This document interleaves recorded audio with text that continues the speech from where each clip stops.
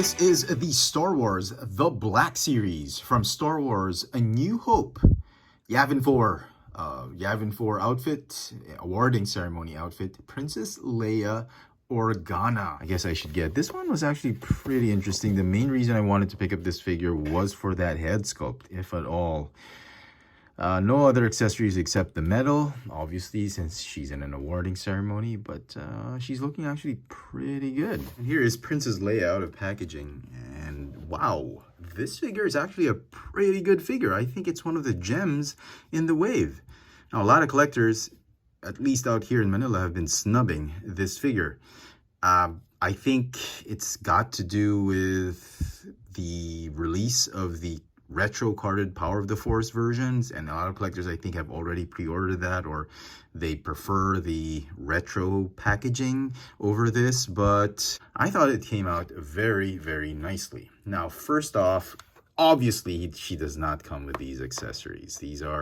This is from the San Diego Comic-Con, or the Endor Leia. This is obviously from Luke Skywalker. The only accessory that she comes with is a medal for Chewbacca. No, I'm kidding. This is the medal that she awarded both Han and Luke during the ceremony at Yavin, and I guess it's exactly the same one as the one we got with the Yavin Luke, and if I'm not mistaken, it's just in a different shade of beige and a different shade of gold. You clearly see the mold is the same. It's just painted differently. This one's a little yellowish gold. This one's more bronze. And the strap here is more gray. This one's more beige. The head sculpt looks absolutely amazing. It's one of the best ones Hasbro's done. I love the bun on her head, the hair. Look at that. It's a very, very emotive, very, very good expression of Princess Leia. It's coming out as too shiny on the camera, but it's actually not. It's a toned down, it is shiny, but not that shiny on the camera. On the camera, she has like a tan, but it's really more of a pinkish flesh tone. I don't know why it's not coming out properly, but that's what it should be coming out. Now, she's got this gown on her. Made of soft goods, which is actually pretty nice. The sort of cape that they used is a very translucent type of fabric. I love the effect that it has. That makes it, you could see through her shoulders. I love their fashion taste back in the 70s. She's got some painted a necklace right there. Her bosom is also painted with flesh. It's I guess originally white plastic.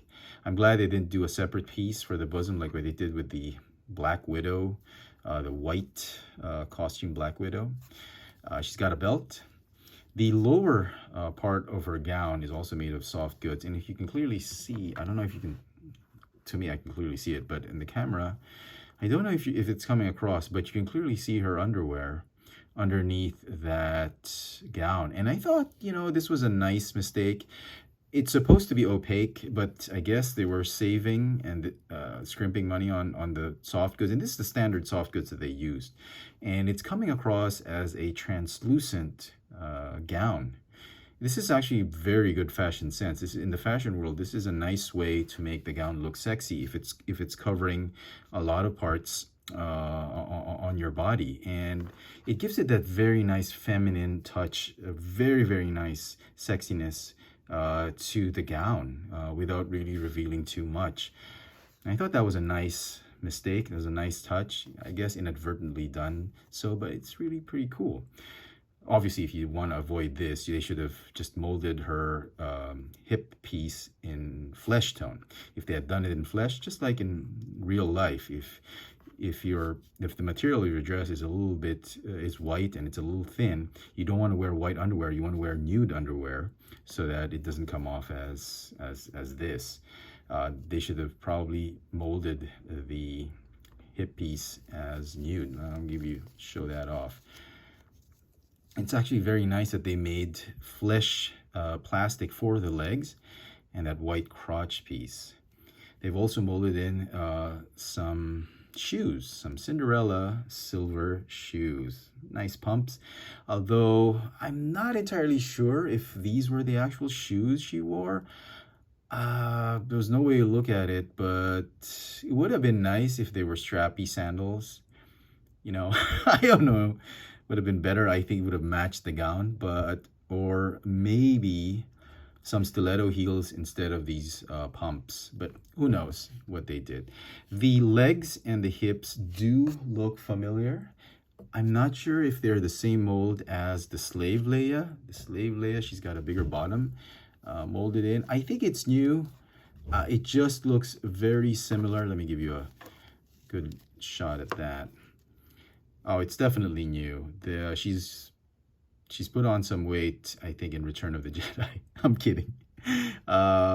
She was much thinner in A New Hope, but it's very similar in design. I do appreciate that they've actually sculpted even this kind of detail underneath that robe. So very cool. And in fact, you know, if Hasbro actually wants more to milk collectors' money, they could do well by repurposing this mold into a new Slave Leia. I mean, God knows we need an updated version of the Slave Leia figure, because this figure, let's face it, one of the first few figures that they released was pretty good, but I think it could be better now, especially with the new face painting technology, and they've got new technology to make more accurate figures. We desperately need a new Slave Leia, and this mold could be the perfect candidate for it. Now let me show you the other figures that I still have in the collection. I don't have the Hoth base Leia anymore. I wasn't really a big fan of that figure for some reason. A lot of collectors do like it though, but I prefer the Bespin Escape Leia over the Hoth Leia for some reason. I do love the head sculpt on this one as well. And here is the Endor Leia, the one from the San Diego Comic-Con. You can clearly see the evolution of that head sculpt that Hasbro's been trying to replicate, the most accurate head sculpt.